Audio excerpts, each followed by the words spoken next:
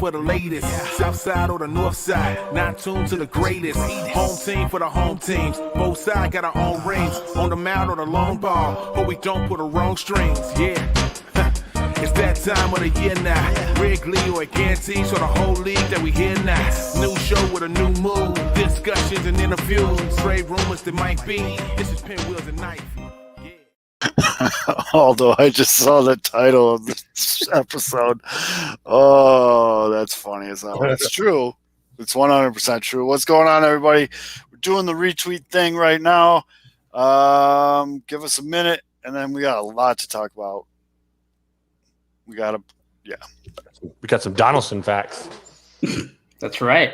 Yeah, dude, that was wild. We're gonna talk about that and much more. All right, I think we're good. You guys ready? Yep. Okay, pasa. All right, let me get it. All right. In 3, 2, 1. What's going on, everybody? It is Friday, July 2nd. We are in July, man. That's wild. And you have found the Pinwheels and Ivy podcast. I am your host, Matt Zwaski, a.k.a. Father Zoe, a.k.a. Southside Zoe. And with me, as always, back from his little mini vacation, Mr. Aldo Soto. What's up, Aldo? I wish I could go back. Before Cubs weren't on a 6-game losing streak. You said it's just July. I wish we were back in May, back in the good old days when the Cubs weren't bad. But yeah. And the excommunicado from the Church of Jake, Mr. K Fizz. What up, Fiddler? The Reverend has left the Church of Jake for good. I am officially on the Jake Arrieta, in the basket of Eric Sogard, in the basket of fire into the sun. Done. That's a big basket. Very unvaccinated basket. Yeah, all right. We got a lot to talk about. Cubs are trending the wrong way. White Sox have figured it out a little bit. We got some rivalry talk. We got a legit, well, kind of legit. It's tough to be a rival when one team sucks. We got a rivalry reignited. We got trade rumors, All-Star break coming up, and general just fuckery. So with all that being said, let's tap this keg. As always, the show is brought to you by PointsBet. Make sure you're using promo code Pinwheels when you sign up for your account. All you got to do is go to one of their 3 physical locations in the Chicagoland area, set up your account, use promo code Pinwheels, and you'll be all set. Show never started at 5. And also the show is brought to you by us. We have the link at the top of our Twitter account. Make sure you go buy some merch or support the show. We have a couple different ways you can do that. Every dollar counts. We really appreciate it. This is not a Bears podcast. That comes on later, bud. And yeah. Once again, for those of you joining, this is Pinwheels and Ivy, a Chicago baseball podcast. Whew. That was a mouthful, really. That was a lot. That was a lot right there. You'd have been much more intimidating had you have had this conversation with our listeners in the parking lot. Yes, because that happens all the time in professional baseball, where guys just happen to run into each other in parking lots. Let's just start. On the road, you don't park your car there. Let's just start there. So the White Sox just completed a 3-game sweep. Well, 1 game got rained out, but 3-game sweep of the Twins. It always feels very good to sweep the Twins, but this time it felt extra good.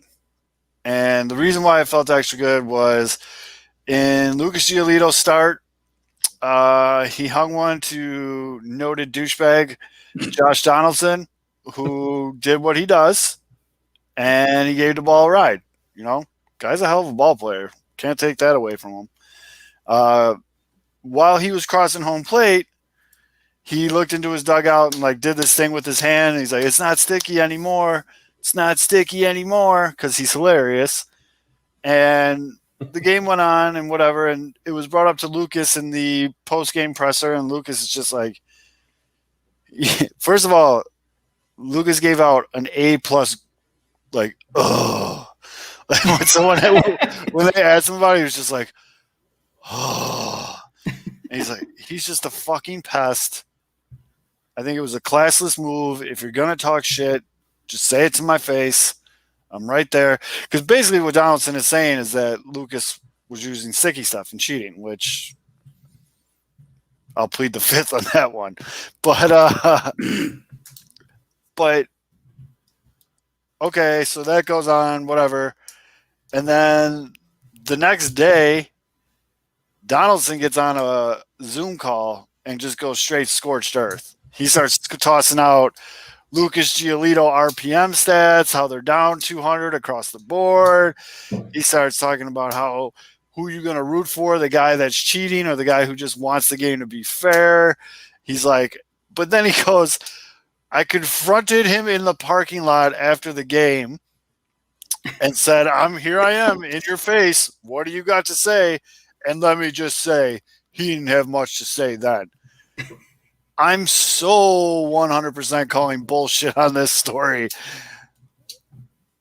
If this were Chicago, I would think that the White Sox would release the security cam footage of the parking lot. Like that, yes. You know the Twins aren't going to release that, unfortunately. Right. Well, no, those Sox are at home. Never mind. They could pull that. So, yeah, no, it's in Chicago. There is closed circuit cameras all over that fucking place. The home parking lot where the players park their cars versus where the visiting team bus is, nowhere near each other.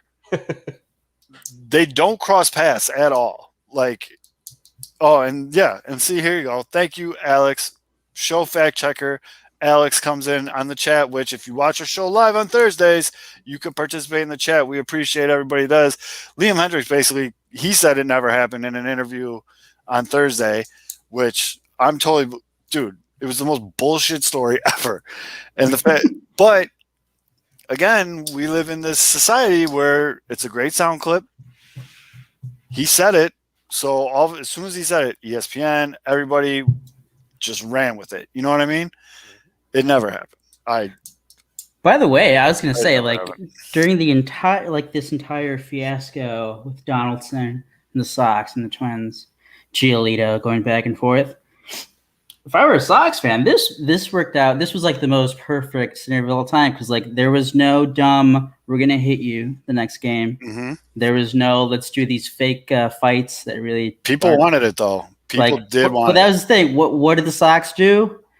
Sox just went out there and beat their ass. Donaldson got his solo home run. Good job, bud. Your team is garbage. And even he made me money. Cool. the stuff with Donaldson, Giolito, and when I saw the quote, I'm like, there's no fucking way. I thought it was a joke. I was like, this is fucking no way, dude. I was like, you didn't go to what parking lot are you talking about, dude? You didn't go out to a parking lot to confront the pitcher that night. But whatever was said, I think this was some good old fashioned so ridiculous. It was it's what you want. As a fan, whatever Donaldson say, talking shit, and then Giolito being like, this dude's a fucking pest. That's fucking great. You love that. I thought it was all great. Donaldson didn't just go after them. Donaldson, he extended. There was to the Ozzie Guillen stuff. What was that about? I'm comparing my OPS to a broadcaster that's won a World Series as a man. Shaw, what are you doing, Donaldson? But you want even start. The tone deafness of Donaldson thinking anybody wants to root for that piece of shit is almost comical. I would rather actually root for a cheater than a douche canoe like him. So yes, it started all though because in the post-game show, Ozzie was saying how he would put one in his ribs. And whatever. And shout out to the White Sox for not doing that. Don't take the bait. They're in last place. Yeah. If Cease throws at them, then Cease gets suspended. The bench is clear. Somebody could do something stupid. You get another player suspended. Yeah. Someone can get hurt. Eloy loves to get hurt. Eloy's not even on the field. He'd probably get hurt in Arizona. But he would get hurt in spirit. Yeah, and shit. But you're taking the bait, and now you're letting the last place team get in your fucking head. And by the way, that was something that we didn't mention. Giolito's quote when he's like, and by the way, the W goes next to my name, and your team's in last place. That was such a good mic drop by Lucas. It was all that great. Was beautiful. Yeah. But yes, although I want to make it clear, I love this shit. Like, Oh, yeah, I think that was Donaldson great. is a huge knob. I think whatever, but I don't know about, well, you guys, not so much because you're not as big, but like the game on Wednesday and the game on Thursday was like appointment television for me. Like I wanted, and every run the Sox scored against the Twins, like got a verbal fuck yeah for me. You know what I mean? Like I was like, bury these motherfuckers. And I was very fired up about it. It's a great rivalry. I hate the Twins more than any team in sports. Yes, more than the Packers. I hate the Twins. And for this rivalry to be backfired up, let's go, dude. I love rivalries. It makes sports fun. And so the White Sox went on to win Wednesday 13-3 and then Thursday 8-5, but that 8-5 wasn't even close. It was like garbage runs by the Twins. I do want to say thank you to Josh Donaldson because the White Sox offense was struggling. Kind of just, and Donaldson went and talked shit. White Sox threw up 13 and 8 runs the next 2 games. Like and part of that is because the Twins suck balls, but they DFA'd Shoemaker after Wednesday's game, he was like one of the off-season pickups they were bragging about. But yeah, Yasmani Grandal killed him. But it was a great series for the White Sox, and we're going to get more into the series, but we do got to talk about the Donaldson facts. Yes. You got to lay it out for us. So you got man of the hour. Whole story. So I woke up on Wednesday, and these guys will tell you, Fids, I think it was you who pointed it out in our chat when you were like, Donaldson said something about the sticky on Tuesday night. Like, it's not sticky anymore. And right away I responded in our chat, fuck him, I hate Donaldson. Like, I didn't like that. I don't like that guy. And on Wednesday morning, I woke up and I was just I had to go into my office for work, and I was sitting there waiting to go in, and I was like, oh, you remember the Shaw facts that people did during the Blackhawks Cup run? Like, and those were like funny, like pro, like Chuck Norris, like jokes. Yeah. I was like, it'd be really funny if we did the opposite for Josh Donaldson. And I didn't think I thought, like, I said this on the Smoke Room show last night. I thought, like, okay, maybe Fids will jump on, a couple other people would probably add a couple, whatever. I didn't expect it to blow the fuck up, dude. Like, it was trending nationwide. Number 5 trending topic in America was hashtag Donaldson facts. And it just kept going and going. And I'm getting a message from someone. They're like, yo, they're talking about you on ESPN Chicago on the radio. They're like, yeah, this was started by Matt Swassey. I was like, what? And then my tweet was on the pregame show. Ozzy and Chuck were talking about it. And I was just like, it was just wild, dude. But hundreds, if not thousands of Donaldson facts came pouring in, dude. And people are very concerned or very like to talk about how Josh goes to the bathroom a lot. Do we want to pull up like the screen and share, like, just scroll down the hashtag? Some of them are pretty brutal. Like, some of them are like I have a few that are I thought I had a couple gems even myself. I thought I had a couple pretty good ones, I like to think. But bro, this tweet had 51 retweets, 108 quote tweets, 636 likes, and then how many replies though? 419 replies. God damn. It's like when Mailman Jack posts a picture of a pizza. Yeah, of Donaldson facts. And like, some of them were really good. I think the most liked one was Herb Lawrence when he said, Donaldson says, I pay your salary to cops and teachers and wait staff. And that was a really good one. I saw Josh Donaldson is waiting to see a little more research to get the vaccine. Donaldson said Baby Yoda is not that cute. Donaldson only helps old ladies halfway across the street. I put Donaldson buys his lotto tickets during the busy time in the morning and doesn't let people cut in front of him, and he slowly picks his numbers at the register. Even the Buffalo Wings and Rings got in it with Josh Donaldson eats at B-dubs. Right, dude, that like verified accounts out of nowhere were just coming, throwing haymakers. I'm scrolling through the quote tweets. Josh Donaldson asks, "Where's my hug?" when he sees a girl he hasn't seen in a while. Yeah. that was pretty good. Donaldson's favorite part of The Departed is the stupid rat at the end. Donaldson uses his speakerphone when he's on a call in public places. Some of these are just so good. Oh my dude. god, this one has to be. Josh Donaldson only listens to the clean versions of rap songs. I mean, you go to the basic one. Josh Donaldson wants to speak with the manager. Yep, that was a very good one. I'm paraphrasing this one because I can't find it, but someone says like Josh Donaldson goes to Kohl's and tries on the clothes and leaves them inside out on the ground of the changing room floor. I'm like, dude, who thinks of this shit? Like, was it Josh Donaldson died of dysentery on the Oregon Trail? That was you, wasn't it? That was a good one. Liked by the Oregon Trail's official account. That was a special moment. Donaldson likes to correct people by saying, "Actually, we're in 4th place, not last place." By the way, I'm scrolling through and I'm seeing like, obviously some of the Twins fans being like, "Oh, Sox fans are mad. Sox fans." Well, I are replied soft. to every one of those. And it was like making fun out of your like your jackass player. That's just like fucking busting balls, having a great time as a fan. Like there's nothing. I just saw a tweet from like that one Twins denier guy. You're letting a guy in 4th place live rent free in your head. These are just like what are you talking about, guy? Dude. Yeah, that was a good one. Josh Donaldson believes Jared Leto is the best Joker. That's a good one. Josh Donaldson has been trying to reach you about your car's extended warranty. That's a good one. It's like, dude, these just go on, and I was in tears. Josh Donaldson reminds the teacher to collect the homework. Oh, there's like 6 of those. That one got repeated off. And that Josh was really Donaldson was at the insurrection on January 6th. There's a lot of those. There's a lot of those. I had Josh Donaldson worked on posts and tweets with Aubrey Huff on 4chan. I had something like that. Josh Donaldson only drinks Jaeger bombs. Josh Donaldson doesn't bat flip on home runs. He bat flops. Oh, you got him on that one, Fitz. You got to own that one. That one was yours. Josh This Donaldson talks about Fight Club.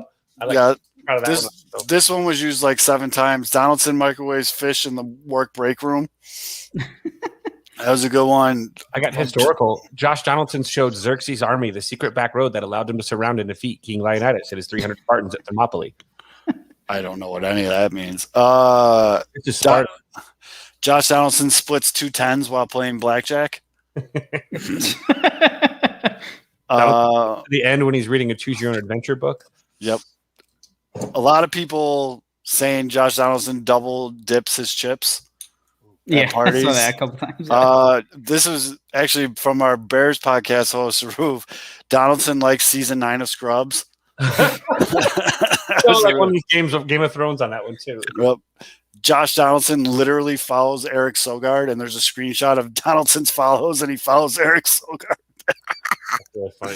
Husky Mardo with the shot. Josh Donaldson doesn't realize I just put sticky stuff on his wife. That's they went a little bit there. Yeah. Some people did a lot. Some people went hard in the paint, and yeah.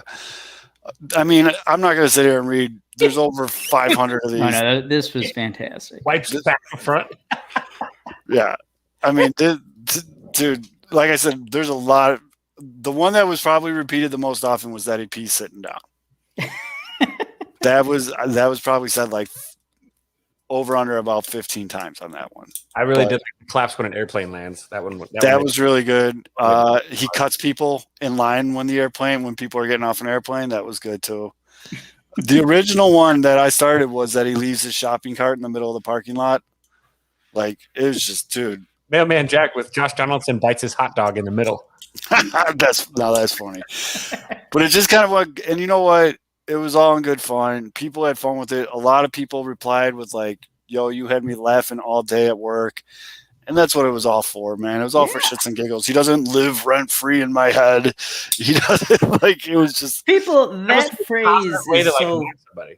phrase is so fucking overused. 100%. 100%. And like, it's a rivalry. It's fun, dude. And it was cool to see on Wednesday and Thursday, every time Donaldson was at the plate or in the field, he got booed hard, which he should. And he even said it to his credit. He's like, "You're not supposed to like me. I'm on the other team." Yeah, that was the thing. It was like you're with right, all of it, dude. it was like Yeah. all this was like great. It was just Yes. good. Like, yeah, you're not supposed to like. Not everyone's gonna be friendly. You can Right. hate other guys on the team. It's all fucking good, fun, back and And forth. I feel like we don't have rivalries like this because guys jump around from teams so much. Where it's like, but and then the icing on the cake for me on Wednesday was I know how this always plays out. It always plays out this way. So I put money on Josh Donaldson to hit a home run on Wednesday night, and he came up to the plate, his first at bat. Cease put it on a tee for. I mean, talk about a cement mixer. Holy shit. Just up in the zone, just stay there. And he put it 15 rows deep. So not only did I get to make fun of you all day, Josh, I got paid because of you. You gave me money, and your team got fucking dick slapped for 3 games in a row. And then he did after that home run, he did nothing. I mean, he had a sac fly on Thursday, but he struck out a bunch, took a couple walks, had an error in the field, had a runner's interference call against him, which I said, Josh, this isn't the parking lot. You can't just go up to everybody's face on the field. But I was a little more off put by the tongue on the pimping of his home run. He put that tongue out there, and all I could think about was Scarface when Tony Montana. Yeah, I know what you're talking about. I saw the TikTok you tweeted. And he's like, whoa, buddy. You look like a lizard. It's very loud. Put that thing back in your mouth. You look like a lizard. Like I think Alex is right.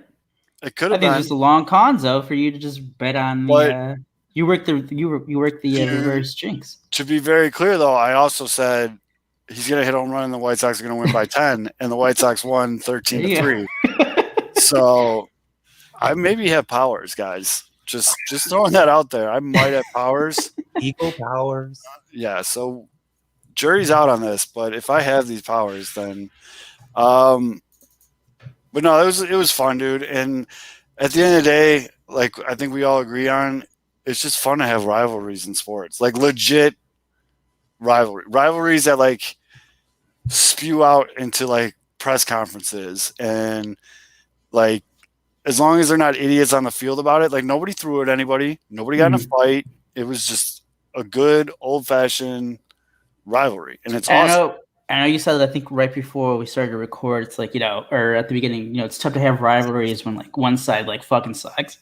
But at the same time, there's nothing better when you're just fucking just murdering the other team day in and day out. One of the Sox are now 8-1 against the Twins with like what's the run differential, like plus 39 or something? Like that's just fantastic. It brings me back to like in 2016 when the Cubs are just like beating up the Reds every game. Eastman is 100% right. I am in a betting chat with Eastman and a couple other buddies. I definitely do not have powers. Definitely do not. If I had powers, you just need Josh Donaldson to have these fake confrontations in the parking lots. He's just busted you out. Oh no, he's 100% right. We just talked about that. I know you were reading, but. Yeah, I mean, the fact that Liam Hendricks came out and said like that never happened is just the cherry on top of this whole week.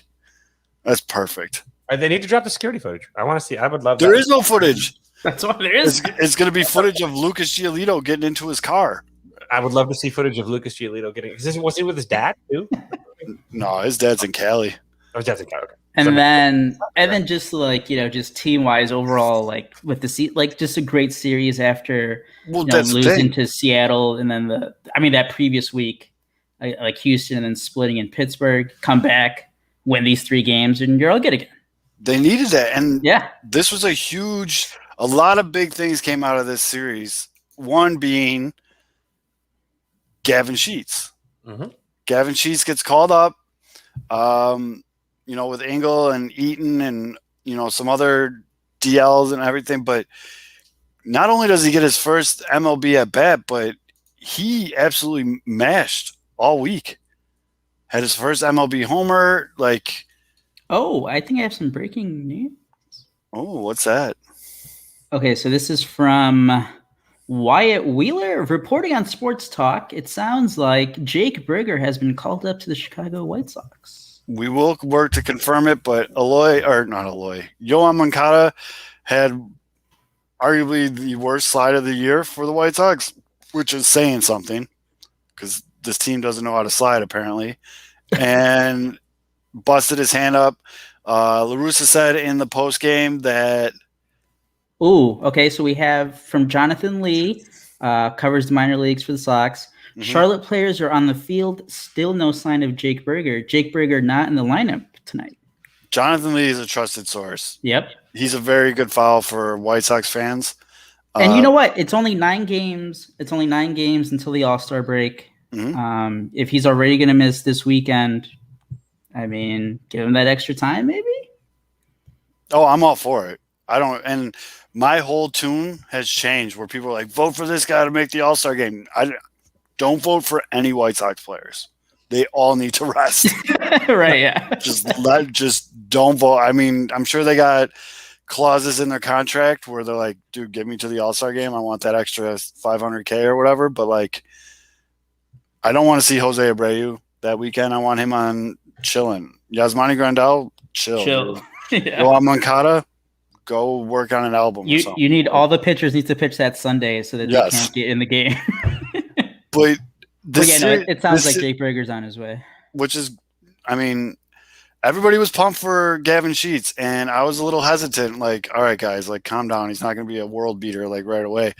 5 for 11, a home run, 2 doubles, 5 RBIs, and 2 runs scored in the series against Minnesota. And he faced some good pitchers too. He did Minnesota's best pitchers, whatever.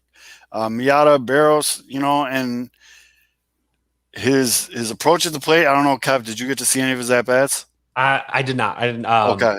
Oh, no, I don't blame you. I mean, but his approach at the plate, very patient. A lot of those hits were opposite field, going with the pitch. He did not look like a guy taking his first major league at-bats. I'll put it that way. I thought it was really telling today in the situation. I was at the bottom of the 6th or the 7th. They had runners at first and second, nobody out, and he was up. And instead of doing what we think Tony would normally do right in that situation, which is bunt, Tony actually let the kid go out there and give it a shot. I mean, I thought that was something that might be an underrated thing of what Tony La Russa, because in that situation, if it's Billy Hamilton, you damn sure he's going to bunt to advance that runner back on him.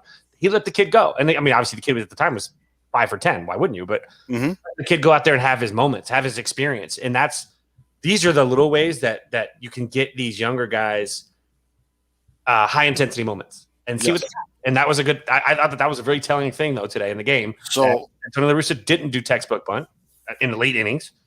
He let the kid go. And I mean, I'm not rushing to judgment. Like Alex is saying in the comments, like, I'm not about to give the guy this everyday starter role or whatever. Personally, I think it's awesome because I think his trade value just went. Well, I was going to tell you something. Yeah. But you definitely don't want the front office being like, Gavin Sheets, he's on it because we already saw the quote. Yep, we're good. Future. We're already seeing the little tidbits from the beat writers being like, Sox think, with Eloy and Robert coming back, those are as good as moves as they can make. If you're a Sox fan and you do not expect that phrase to come out of Han's mouth in the front office, you have not been paying attention. Like, we all knew that was coming. But Gavin Sheets, definitely his stock rose. I mean, it's a great selling point to go around to these teams and be like, look, he looks pretty good at the MLB level. Like, it's not bad, guys. You can work with this. He's the first player in White Sox history with multiple hits and multiple RBIs in each of his first 2 career MLB games. And that's pretty, I mean, I'm not saying like, again, I'm going to pump the brakes, but let's trade him straight up for Joey Gallo at this point. he had a very good opening series, and he's not a right fielder though. I will say that. Like, he made the plays in right field. He did what was expecting of him, but he's not a right fielder. It just goes back to how the Sox have like the players have responded to like every big injury, like going back to the beginning of the season with Eloy, Robert, Magical, like guys, like maybe it hasn't been like they haven't sustained it, but at least for like the first week or 2, like the guys have come in, like they've kept you afloat. They've done more than enough. Absolutely. To just hang in, fill in those like gaps in the offense, do just enough, and obviously with the pitching that they've had, that's all you need. Just kind of be average, and you're going to win most of the time. And yeah, just like if this is all you get from Gavin Sheets, you get a fucking great series against the Twins. Great, like fantastic. But again, it goes back to even if you are going to get Eloy and Robert back, you still got to make that one move. Right. No, I 100% agree. I still don't think Danny Mendick's an everyday starter. Still don't think, you want Leury Garcia starting every day, even though he played a really good third base in Yoan Moncada's absence. Billy Hamilton, Goodwin. Goodwin had a really good series too. But Billy Hamilton, I mean, he's basically batting with one arm right now. And he said he's only batting from the right-hand side. And he went up and did a righty-righty matchup, and he tried to lay a bunt down, and it just looked really, really awkward. He ended up ripping a line drive, but Donaldson had to put his glove up to protect his face and caught it. But I mean, the other big thing out of this series though was, and this is bad news for the league, Andrew Vaughn's hitting righties. Andrew Vaughn went 6 for 9, nice, with a homer and 4 RBIs in this series. But yeah, it's almost like he's adjusting. More chances he get, and he's doing exactly what you said, Kevin. He's waiting back more. He's not getting. He's waiting back on the pitch a little bit more. He's going with the ball. You can see it. It's extremely noticeable. And if he starts hitting righties at a clip like this, league's fucked. League's absolutely fucked. I was told that he should have been sent down. You got to let that go, bud.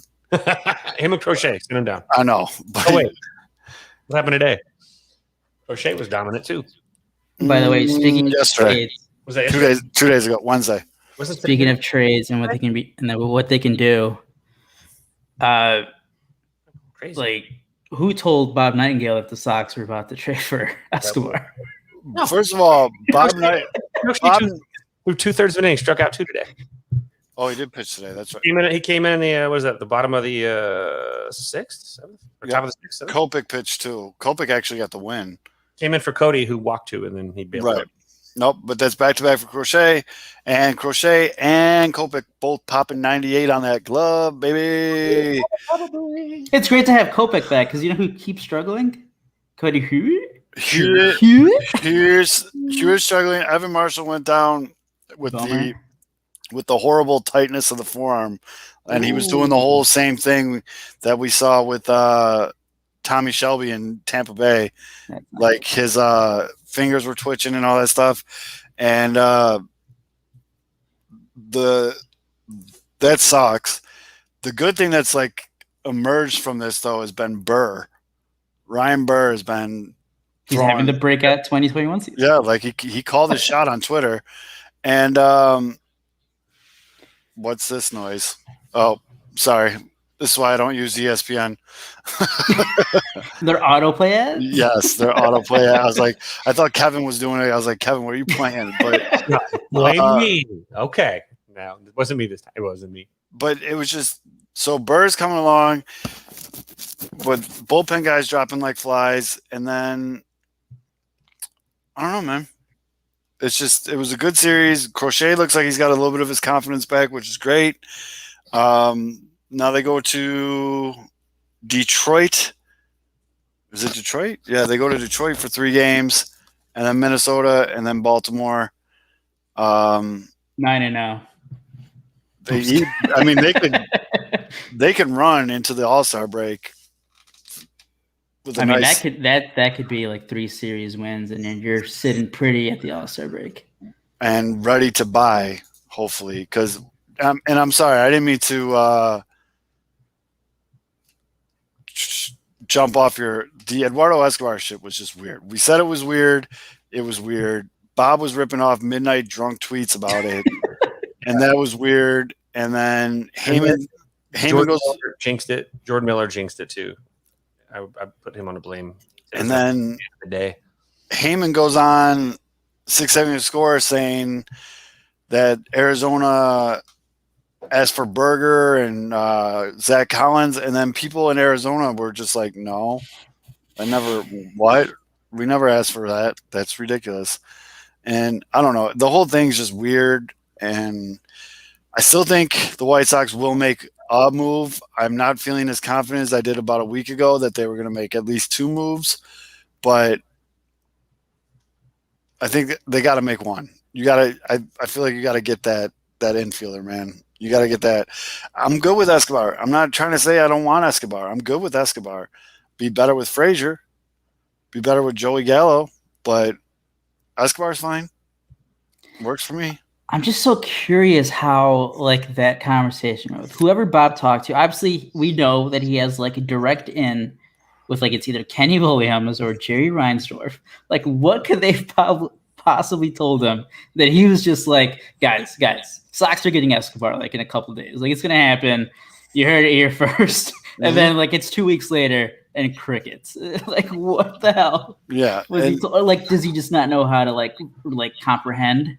Like hey, like we're in talks with the Diamondbacks, and he's just like, oh, you guys are getting Escobar now, perfect. Right, and it's like, what do you gain from that, Bob? Like that's a huge. The risk outweighs the reward on ripping that tweet. And here's the thing, like, obviously there are talks between them because you know who was the other guy that had like the source tweet, Chuck. Mm-hmm. And you know, whenever we see something with Chuck, it's like, all right, it's something serious. But like, man, Yeah. like, did Twitter ruin another White Sox trade? Right, and Jeff Passan said that they're still in talks. I feel like that's just an easy thing reporters can say.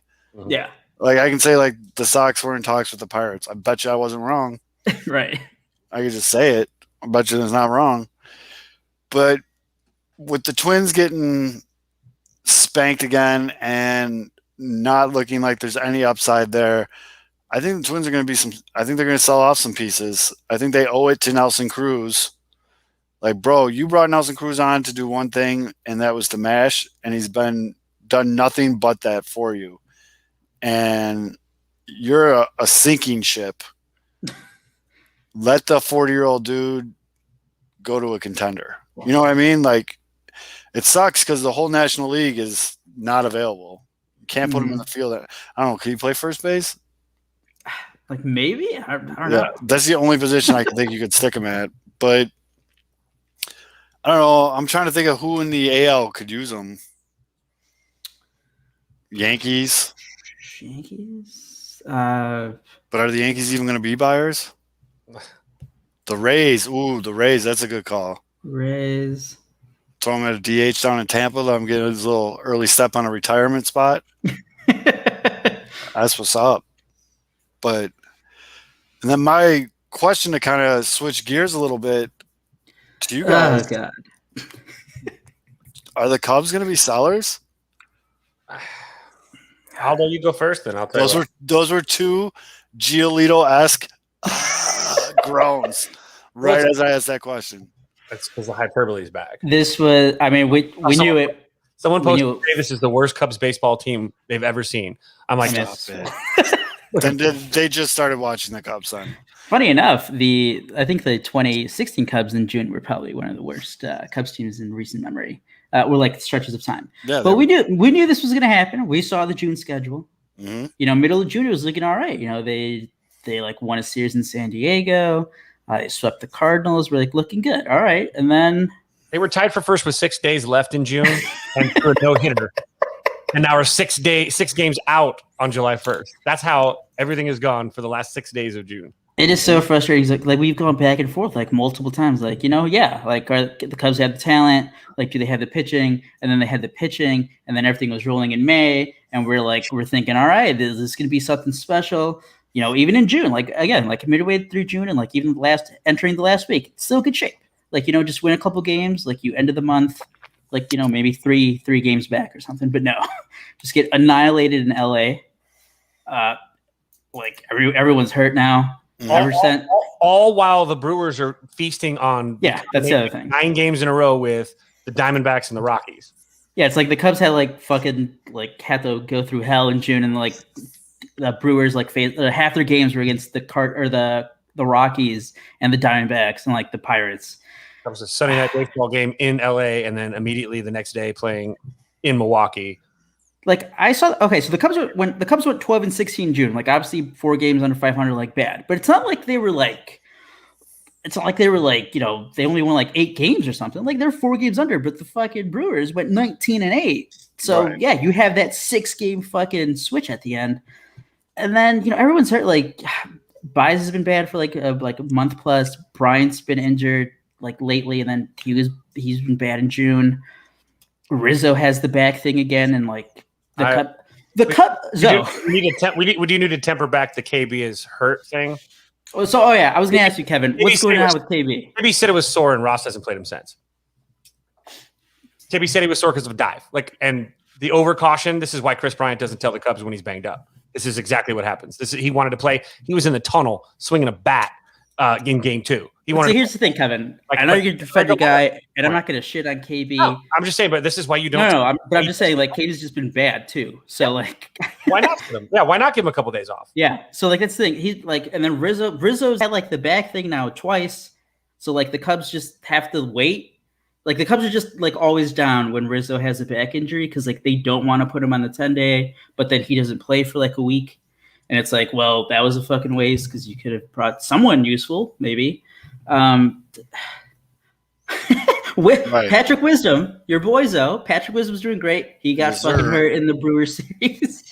Everything's just the other part, the pitching part. Ever since they did the crackdown on the sticky stuff, half the fucking guys can't pitch. Tommy Nance, I think we realized why he didn't make his debut until he was 30. Because he was fucking great when he that first month he came up, but then ever since the crackdown, holy shit, he's been awful. Tepera, but he's on the DL with a calf injury, so he was banged up already at that point. So, like, is that thin or is that the sticky? Is it the calf? I don't know. Like, Zoe, right now the only way the Cubs can win if like they have to shut out the other team. Half the guys are injured on offense. Either half the guys are injured on offense or they just are bad.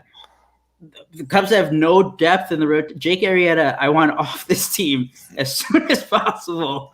Yep. Zach Davis, who I've shit on for a while, he's been like one of their best pitchers lately. So yesterday was a disaster. The Cubs put up 7 runs in the top of the first inning, and Jake Arrieta went back and immediately gave them all back. The Cubs ended up lost by 8. Yeah, it went from up 7-0, and I actually made the stupid point of saying, "Hey, good. All Jake needs to do is just get them right back to the dugout, fight to the bat rack, boat race coming."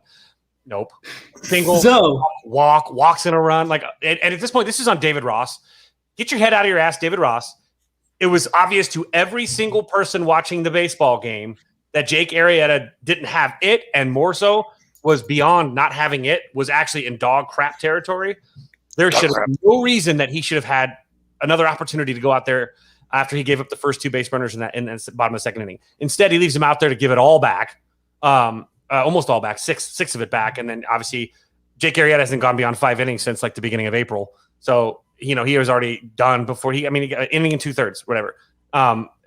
Jake Arrieta, he's not the one that actually could pull the trigger. And David Ross got caught with his thumb in his ass. He was not paying attention. He was trying to give too much to someone that he respected from 5 years ago, thinking that 5 years ago was today. And that one is on Ross. There's no excuse for a major league manager to give away a 7-run lead, stake to a starter before they even throw their first pitch. None. Zero excuse. At some point, you'll get your head out, remove it, and you make the change. He didn't. He sat and waited till Jake gave it all back. And you get a bullpen that goes out there. He just, again, that was a David Ross screw up as much as it was Jake Arrieta not performing. Obviously, Jake Arrieta is washed. I'm not gonna even disagree with that, like the management of that. But then it's like you can't have the bullpen pitch like seven innings every game. And what does that go back to? What did the front office do in the offseason? They thought Jake Arrieta and Trevor Williams was gonna like be enough. Right. There's no fucking depth. And even after the game, they signed Jake Arrieta because they knew fans would go, "Oh my God, I'm so happy we got Jake back because we lost him too. Let's live in the past." That's how you sell. That's what a carnival barker does. It was that, and it's like after the game, they're like, so like, is Arrieta's like spot in the rotation like up in the air? And like, it wasn't a great point, but I'm pretty sure Ross just said it just not to like throw his guy underneath the bus or whatever. But he's like, who are we going to replace him with? And yeah, who the fuck are you going to? Cubs have no fucking depth. Who are you going to replace? There's no one down on the farm they can call, or there's someone that could be just as bad as Jake, so why not? I mean, like, no, that was my fucking thing from like the off season. If you're, because what do the Cubs do? What did the front office do? What did the ownership do? They fucking they just kneecapped the team from the beginning of the season. They kneecapped the team. You traded away your best pitcher. You bet on a couple like fifth starter fringe guys to maybe like save the end of your rotation. And now we're saying that obviously that wasn't going to hold up. So there is no depth. Like who are they going to bring up? There is not a name who's like this guy. Yeah, like Cole Stewart. He's been a couple spots where like he had like one all right one and then one where he was fucking horrible. Like who? There's no. Yeah, I don't know the Cubs farm system well enough to. Did you talk? Brigger, huh? Did you say Wyatt Wheeler earlier? Wyatt, yeah. That was the guy that you quoted earlier. So. Yeah. Reporting on Sports Talk with @Art Haynes, it sounds like Jake Berger has been called up to the White Sox. Moncada has swelling in his hand and will likely miss some time. Shut him down. Shut Moncada down until the All-Star break. You know what I'm saying? Like it's fine. Everybody. Dude, Cole Stewart, by the way. Cole Stewart is the only option the Cubs have. Yeah, exactly. That's the only guy. And like Alec Mills, who's like the long reliever, like he hasn't been anything special either. No, and the fact that you two, who pay very close attention to the Cubs, there's no guy. It took you that long to think of a guy. It was just that's not a good sign at all. And then oh my god, the fucking offense though. June, I think they hit 187 as a team. 187. Well, and we haven't even touched on what Clayton Kershaw said. The Kershaw quote pretty much took a gigantic dump on Tom Ricketts, saying that this team basically with Yu Darvish and Victor Caratini is a contender, and he really wished he could have seen how good this Cubs team could have been with those guys on his. I'm sure he's probably saying he'd love to see him not on the Padres too, of course. But he said some stuff that basically said there's no reason why this Cubs team shouldn't have had those weapons with the amount of ability that this team has, and basically said that. And this is the thing too. People forget this. We talked about June and April, same months. It's almost the same thing. Terrible offense, bad, like historically bad offense. And then you got the month of May. The Cubs were fantastic.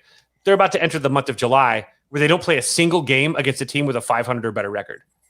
They play, I think it was 24 games in this month, and not a single opponent has a record above 500. This is the month where the Cubs need to, they say beat the teams you're supposed to beat. This is the month where if the Cubs, again, you're down 6, there's 81 games left in the season. It's not over.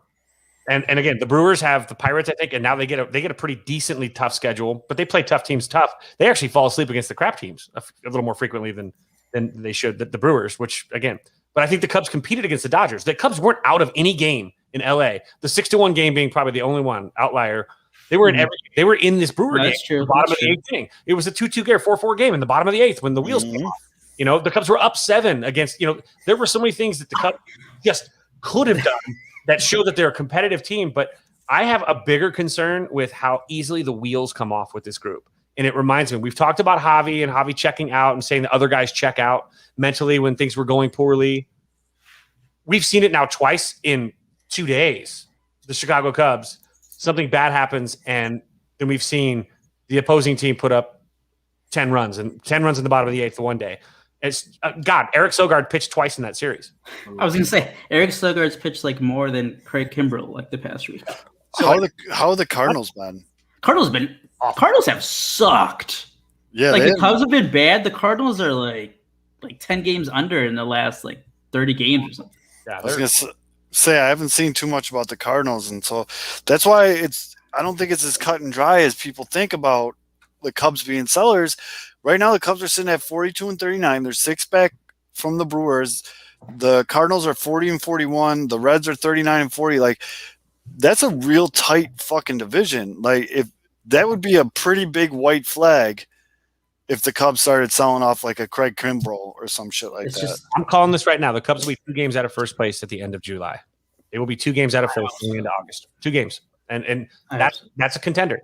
Again, they've played the Dodgers and the Padres, the 2 teams that everyone perceives to be the team you got to get to the World Series through. They've won 4 of 7 with the Padres or with the Dodgers. They won 3 at home and 1 on the road. That's a winning series in a regular series. Then the Padres, they were 5-1 against the Padres. Those are the two teams, right? You got to go through. I mean, the Brewers obviously are proving to be maybe the best team in the National League right now. And with their pitching staff, especially makes it difficult. But I think that if the Cubs can somehow get in over the Brewers, they've shown that they match up well with those two teams. I mean, honestly, and those are the two teams you're going to have to worry about. No, so I don't mean the Cubs they're not non-contenders. They're not sellers. But, if things don't go well in the month of July with this favorable schedule, they have to be sellers at the end of the month. But I just don't think that I think this team's good enough. Nico Horner's coming back. We're not going to get Duffy back until the end of the All-Star break, a little bit after the All-Star break. He's on the 60-day. But the numbers with Nico Horner in the lineup compared to the numbers without Nico Horner in the lineup are absolutely telling. They are brutally telling as to what that lineup is with and without, which goes back to the beginning of the season when they made the stupid mistake of setting him down instead of starting the season with him. The Cubs wasted 3 weeks of bad offense that could have had, again, a dude that hits 350, 360, what he's doing right now, sets a table. The Cubs batting average is like 40 points higher. They in the same amount of games from then, like for the end of June to when he got hurt. The Cubs, I think in the time that he came back, I think the Cubs put up like 40 some odd more runs just in that time period. They had a better on-base percentage. They had somebody that splits up those three outcome guys. There's no reason in the world that Javi Baez should be hitting 3 or 4 at all, ever. Never should ever have that guy hit in front of Chris Bryant, ever. It makes it you ruined Chris because they I mean, and you don't put someone behind him. The other day they walked Javi to get to Javi took like 3 walks because they were like, bye Javi, we're gonna go to whoever's behind you. And I think in his case it was maybe Wisdom or Riznik or so. I mean it's bad.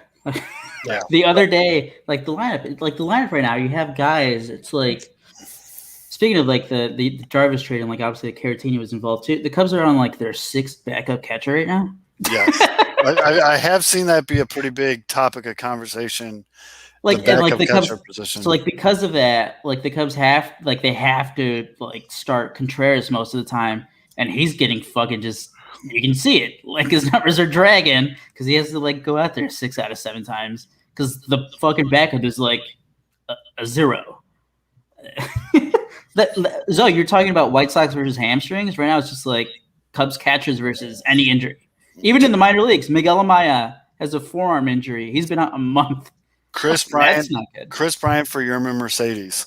Pass. Backup catcher. He can have a really good month for you. I think Yermin and Chris have had similar numbers in June. Yep.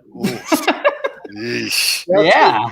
So with the Cubs in this weird situation though, and obviously they need to get pitching if they can. It ain't gonna be Scherzer because the Nats are back to what 500 now. Yeah, no, that's the other thing. What is Kimbrel the piece that you move or no? That's the thing though. If the Cubs trade Kimbrel, like it's gonna be for like teenagers. They're not gonna make a move for. Right. Because the team you're making a move with that needs the closer isn't going to give up one of their top of the line starters. Yeah. Like it's not. So you're getting a bunch of. You're going to get a bunch of kids. So here's how it's going to go. It's a holding pattern right now. Cubs are either going to sell. Cubs are either going to sell like a couple of their pieces, or they're just not going to do anything. Yep. And I think it's going to be the latter there. I think so. I mean, again, I just they need to be right now. They need to be watchful, waiting. See how the month of July plays out. Everyone is so quick to blow. Like again, Cub fans are so meatball hyperbole. 3 weeks ago it was like World Series or bust. 3 weeks later, actually 6 days later. That's gonna be 6 days later from being weekly. It's blow it all up. It sucks. Blow it all up like that fast. Like a week. That's how it is now, though. With everything. That's just shit, though. But what you also have to factor in is look what okay, let's say they don't blow it up, but like they don't make the playoffs, kind of fizzle out at the end. They win like 80-something games. What are you going to have? Do you have any confidence that Tom Ricketts is going to be like, you know what, KB, here's your 175? No. So look what ownership is going to do. Like, do you have any confidence in any of those guys? That that guy's going to stick long term. That you want back. Well, you have to be offered something, obviously. Exactly. That's why. Exactly. Do you even have confidence that they're going to offer? Ricketts just put poor Jed into a bad spot. Jed's fucking Ricketts. So this is why these guys are fucking billionaires. Ricketts, like a month ago, he's like, it's all in Jed Hoyer's hands. Right. He's gonna make the decision. It's like, hey, you fucking asshole, you're giving me your budget. I can't offer this guy, it's in Jed, whatever money if you're giving me like $10. It's in Jed's hands, but your budget specifically is $4.22. So you're It's in a Red Bull, and that's it. It's in Judd's hands, but that's the only thing in your hands because you have no money. No money. No money. It's completely in your hands, but you have no money. Put rocks together and see if you can get a 300 hitter out of these two rocks. Yeah, like what I don't want to see what happens is like the middle ground that we've seen with the Blackhawks after their third cup. Mm-hmm. And now we're starting to see like the whole Duncan Keith, like is he going to be traded? And like we're starting to see. What you're saying is you'd rather see the Cubs. You need to see the Cubs just pick a lane and go balls to the walls. Yeah, because I was like once they traded you Darvish, it was like you're not trying to win this year. You kneecapped your fucking starting rotation. You don't think that you're going to contend. And yeah, they fucking tried their best. Like credit to those fucking players. Through fucking in the middle of June, they look great. And even right now, they're still above 500. Yep. Everyone thought this was going to be like a sub 500 team. If I just woke up from a coma and pop this show on and listen to you two talk about the Cubs, I would think they had 14 wins. And it's just like they just have no depth. God damn, I love Edward Alzolay, but goddamn, he cannot get out a left-handed hitter. No, like he just hangs a slider every fucking time. He does not have that like a second pitch for lefties. He keeps struggling. Kyle Hendricks, he was great for like a couple months, and then he had he was fine against that Brewers game. But I haven't watched the start, but Jake's just done, huh? He's got. I was telling you guys since the beginning of the season, I was like, he is getting away with it. But that's why I said I'll take it. If he just goes out there, gives us 5 innings, gives up 3 runs, take it. Because that is the best you're going to get. And now we're seeing why. Because every start, it would be the same thing. He has no fucking command. Obviously, he's not the guy from 2015, 2016, 2017. He's been injured the past 3 years. Like, he's 35 now. Of course he's not going to be the guy. And he's not. He's bad. This is exactly what I know. People were like, "Oh, the Cubs can do a little tweak. You could change the way he pitches. You incorporate some of his other off-speed pitches because he can't throw. He can't throw 95, 96 anymore. It's like no, he's done. He's fucking washed. This is exactly what you were gonna get. Yeah, I mean, I think this comment sums it up pretty solid by our guy Yumper. Jake is poop. Jake is poop. I mean, you know who's still getting paid though? A lot of guys that are poop. The Ricketts would never take the Happy Bobby Bonilla Day, by the way, guys. Oh yeah, Happy Bobby Bonilla Day. That motherfucker. $1.19 million today, just from waking up. They should sign Korea in the winter. The Cubs got 100 shortstops, dude. No, that's the thing. Do it. I fucking sign someone. And he's going to the Rangers anyways. I'm pretty sure Texas owner was just like, we're not selling Joey Gallo. We're not selling anybody because we're keeping the squad, and then we're spending a shit ton of money in the offseason, and we're going to start with Carlos Correa, and we just built this big-ass stadium, so we need people to keep coming, so we're going to put together a good team because a well-known secret amongst baseball ownership and GMs, if you put a good product on the field, people will come to the games. What? Yeah, I know. It's crazy. That's why, I mean, I know they've done it with A-Rod, but that was like 20 years ago. Like, didn't they just try to get run? Every big free agent they were linked to this offseason, they just got outbid. Yep. There's a crazy amount of good shortstops this offseason, though. Trevor Story, Carlos Correa, I'm pretty sure Javi Baez. Who else? I mean, there's a couple of guys. Simeon, I mean, he's been playing second, but he's like a shortstop too. Yep. Yeah, for some weird reason, there's a area of White Sox Twitter that thinks the Blue Jays will just trade Simeon. Oh. Because are they like everybody their teams, it's like Mets fans saying that they're going to get KP. Corey Seager. Oh, by the way, the Brewers are already up 2-0 on the Pirates. So that's going to be 6.5 games back. I mean, the Blue Jays are supposed to be 2.5 games back going into August. My apologies. The Blue Jays are 41-38, but they're still 8.5 games back of the Red Sox. What about wild card? If you go into the wild card, they're 5 games out of the wild card. Oh boy! But well, their pitching has been. Oof. Their pitching stinks, and I ventured into Blue Jays Twitter a little bit, and the name that kept popping up is Garrett Crochet. They think that they can make a trade and get Garrett Crochet. See, they've probably been seeing Sox Twitter, and they're like, everybody wants to trade Crochet. So then I was just like, I replied to one of the Blue Jays Twitter. I was like, who are you giving up for Garrett Crochet? And he never answered. But some other random people were like, oh, well, we could put Simeon in a deal. I'm like, what? What world do these people live in? That Corey's, get the fuck out of here, dude. Like, there's another shortstop that's going to be a free agent. Corey Seager. Yeah. Yep. It's just, it's like we know. I know, Kevin, you're still optimistic, but if nothing changes with the rotation, like that's why I told you guys we need the spider tack back. Damn it! Oh, I am 100% down for bringing back the spider tack. So there's one move that may work. That's the only way. Now go with me here real quick, okay? And go with me. It's not a bias, okay? So you guys are going to throw this at me as bias because it happens to do with Javi. But here, go with me on this. Because the Cubs cannot trade, the Cubs aren't going to be able to trade to a team that's in need of like a Kimbrel, right? Because they're not going to give you a premium arm back because they're in contention, right? So the Cubs, in essence, are going to have to trade with somebody out of contention if they're going to trade to improve themselves.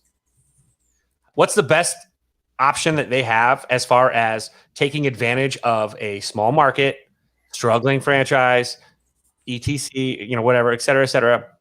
The only person that I feel that they could trade because he sells tickets and jerseys and hype more than actual substance most of the time or a lot of the time, I think that Javi Baez could be turned and traded to a smaller market team that has a plus arm than any other player in the Cubs. In the Cubs, because I think that team would say, "Hey, if we lock Javi up for a couple years, he's going to sell tickets. He's exciting.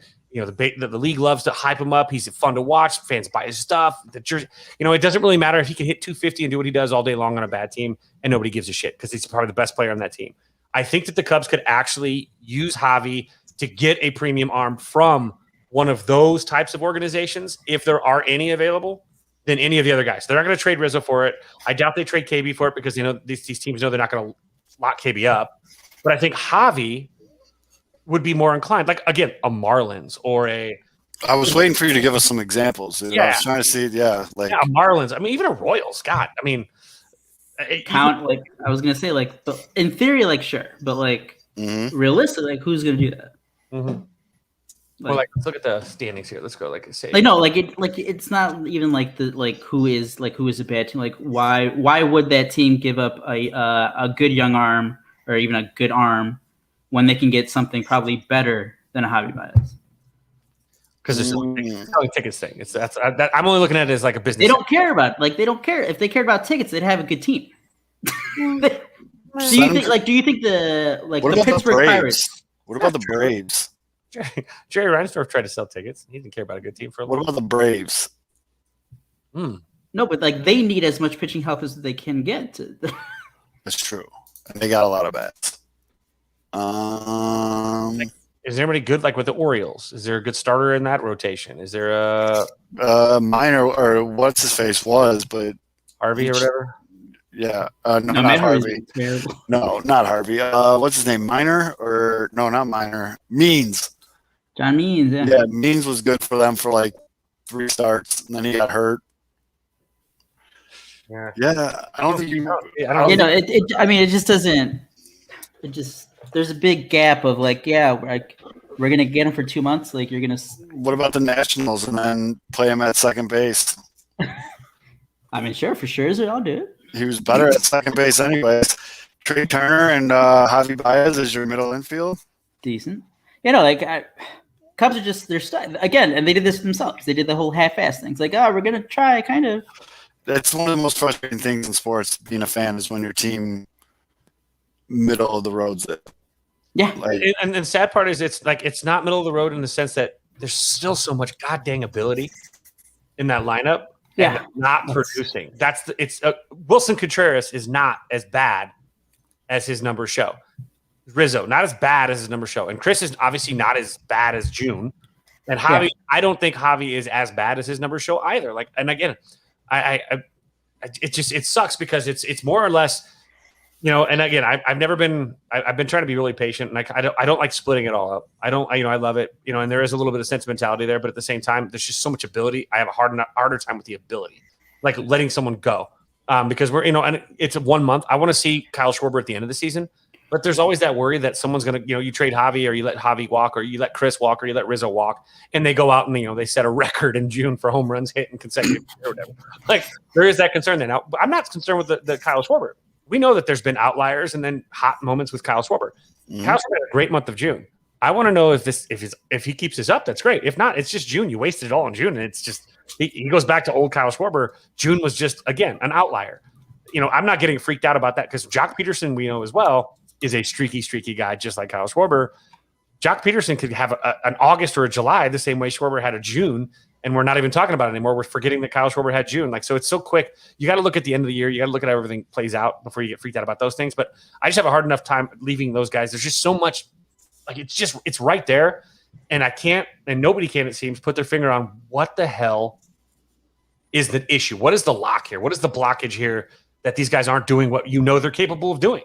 We've seen them do it before. What the hell? And so that makes it really hard because, again, if you're going to sell, I want to sell 3 days before you have to sell. 3 days before the deadline. If the Cubs can sit for now, they're going to make teams tease teams up and define. And then someone throws a home run at you, you got to take it, and you're not going to get it done. Fine, but I don't think the Cubs have to decide or should decide until the end of the latter third of the month of July. Period. And then you can make a decision. Then you have to let July play out. But at the same time, God, losing these guys, it would suck. But it's maybe up.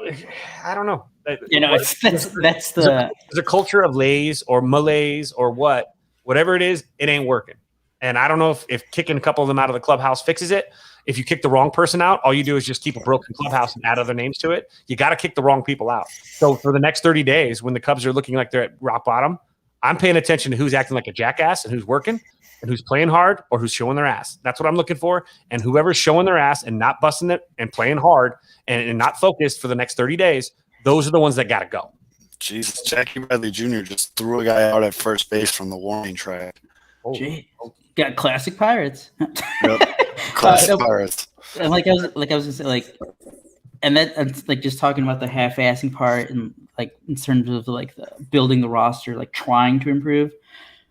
The worst case scenario after the deadline would be the Cubs do nothing, they don't sell, they don't add, and then the season kind of just finishes out, and then we get to the off season, and Ricketts is well, we've seen this core for the past few years, they really haven't got it together, and then everyone leaves.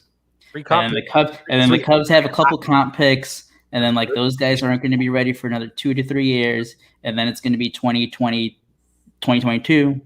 Cubs are going to be it's going to be 2023. The Cubs are going to be hopefully Ed Howard's up by that time. Christian Hernandez just hit his first home run. Pisser, by the way, to right center. Christian Hernandez is going to be 18 when that happens. He's still going to be 2 more years after that. I don't know. We've seen this a lot in baseball lately. A lot of these. That's true. That's 2021. The young phenoms have when they've been studs. Teams have called them up when they're 20. If the Cubs, if you need it, you need it. They have so many middle infielders in the organization too, which can be converted to a third baseman, second baseman, shortstop, outfielder. You can convert guys around. Oh, that's great. And that's the thing. I don't this offseason, sign a fucking shortstop. I don't care. It's great that you have Ed Howard. It's great that you have Christian Hernandez. It is great that you don't have Nico, who can play short too. Great. Have them all. This literal team has shown, just because you have a whole bunch of shortstop doesn't guarantee you that they're all going to pan out eventually. I hope it doesn't happen, but there could be another, hopefully it's not personal stuff, but there could be an Addison Russell who just is a fucking bust after a couple of years. There could be look at even Gleyber Torres. Gleyber Torres is fucking beast for the Yankees for a couple of years now. It's kind of average. And everyone was criticizing that trade, but I got the Cubs a World Series. So exactly. And maybe hey, maybe a couple of years down, maybe the Cubs have to make a trade. Yep. Maybe they'll, but hopefully, I don't know. Yeah, this is a good point. This sounds so familiar, guys. Yes, this really does. Yeah, this sounds so familiar. But see, here's for the those thing. of you listening, Matty Mitch commented, "Sounds like Sox fans circa 2017 talking about minor league players." But here's the thing: what were the Sox doing in 2017? Losing 100 games. The Sox were rebuilding. What are the Cubs? The Cubs aren't. The Cubs are like, oh, we're trying to compete. No, there's a big difference. You're absolutely right. You also have a franchise that's worth twice as much as the White Sox franchise too, Right. rebuilding like they're a small market. The thing with prospects too is you know what you're getting with Javi, you know what you're getting with KB, you know what you're getting with Rizzo. You don't know what you're getting with any of these prospects. So you really have to ask yourself: is taking a gamble on a prospect the best? Ricketts, they care about ticket sales. They've obviously made it clear in their biblical losses bullshit that ticket sales drives the Cubs front office. Well, if you don't put a good product on the field, people aren't going to buy tickets. So people are going to buy tickets. Then you're going to say, I don't have money to put the product on the field. It's Ricketts playing and grifting. It's a grift. It's all a grift. And you have these guys that are worth it. You know what you're going to get with KB. You know what you get with Rizzo. You know what you get with Javi. Does it fit?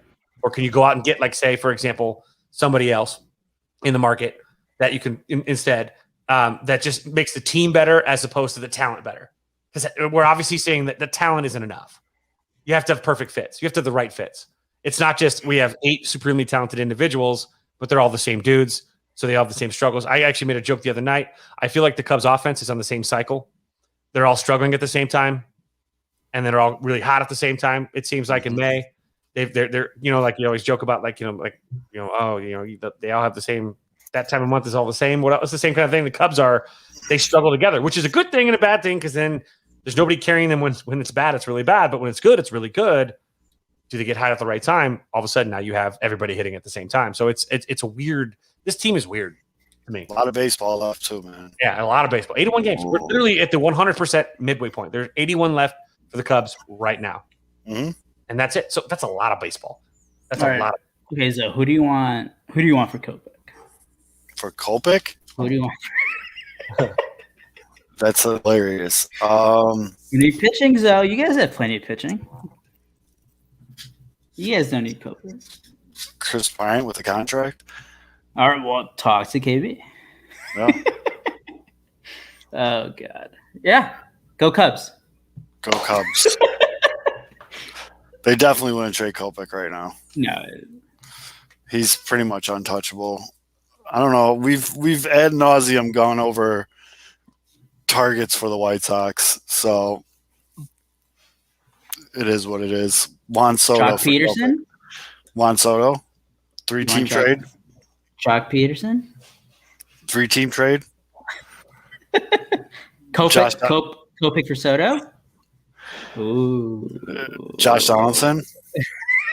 I mean, ultimate heel turn. What a heel turn. Josh Donaldson comes to the White Sox, helps them win a World Series. Krasinski 2.0, kind of. Yeah, that would be. That would 100% be Krasinski 2.0. Oh, man, that's funny as hell. All right.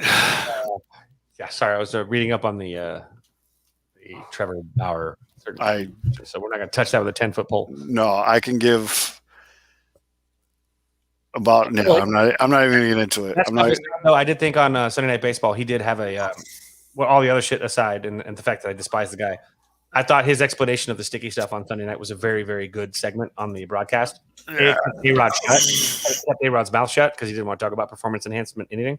But it was actually really good breaking down like the sticky substances, how it delays the game, how it could be manipulated, how the difference between sticky stuff post 2018 compared to sticky stuff before, how what's the difference between like stuff that helps you get a grip and this stuff that's actual performance enhancing substances, which everyone's lumped everything into performance enhancing substances when they aren't all performance enhancers. And then we had the guy with the White Sox get hit where the Major League Baseball won't release test results. They say that he had rosin in his glove, which is ironic because, yes, your left arm, if you put it down at your side and you're sweating on a summer day and you have rosin on your arm, it's going to drip down into your glove. And a lot of guys put rosin on their arm to keep the sweat from getting in the heel of their glove so that the glove doesn't come off feeling a ground ball. There's a lot of question marks about the idea of like the continuity and the subjectivity of it all. So I thought that was actually really good. A chance to hear it, read that, or watch it. It's a really good explanation of why there's so many flaws and how the league is coming down on it. I'm not going to talk about Trevor Bauer in any case, way, shape, or form. Breaking moves for Cubs fans, though. Oh, God. Jacob deGrom just gave up 3 runs in the first. Maybe the Mets will trade him for someone. Until maybe for Eric Sogard. Or maybe you could trade for Noah Syndergaard. Isn't he? Is he alive? He's been tweeting lately. Yeah, dude, he's dancing on Bauer's grave. But I don't know. That actually, I think it'd be like a crazy move like that the Cubs would have to pull off to get an arm. It would have to be something. What, Jacob DeGrom? No, not DeGrom, but like a Syndergaard, like a dude that's currently hurt. Like, yeah, like you're betting on him coming back. Well, I mean, yeah, Kopech's coming back from the IL. He came back today. He pitched today, baby. I know. Oh yeah, we're good. I mean, Michael Kopech, like injury prone. Well, yeah, duh. Yeah. Oh God. You're not breaking any news there. There you go, Verlander. The entire that's the other thing. The entire Major League Baseball is injury prone. Yeah. Like, Yeah. MLB injury prone? Yes. You know what? No, Kevin, let's get out in front of this. If let's just say the Cubs just kind of keep it going downhill in July and they're just not in it for the final couple months. You look at 2021, it was kind of a weird year. All these injuries, the rule changes, like it's not really a real season. Well, yeah, totally. I'm there. I like where you're going with this all. Yeah, when you look back at it, it was kind of weird. Like, a lot of injuries, sticky tag stuff. It's not doesn't really count. Sticky tag. General scoreness doesn't really count. I was told that we were supposed to have takeout instead. It's carry out food. It's different. These players aren't eating right. Clayton Kershaw is a free agent. Lettuce in the Maybe you can make a trade with good old Uncle Joe out in LA and get Dylan Bundy. Maybe. How about Ohtani though? My God, what great for the game. MVP. Jeez, Pete, man, he just keeps going.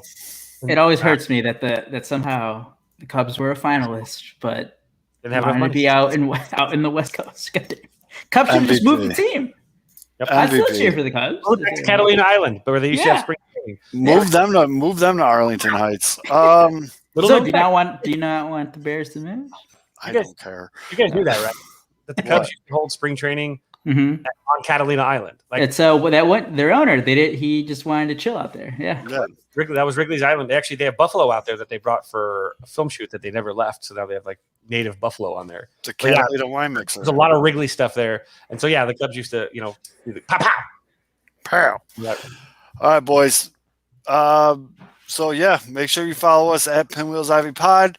There's a link at the top to buy some merch, support the show. For K-Fids, Aldo, I'm Zoe. We will talk to you guys next week. And if there is any breaking news, we might go live like this or live on Twitter or something like that. But you're going to definitely want to follow along. We appreciate every single one of you, and we'll talk to you guys next week.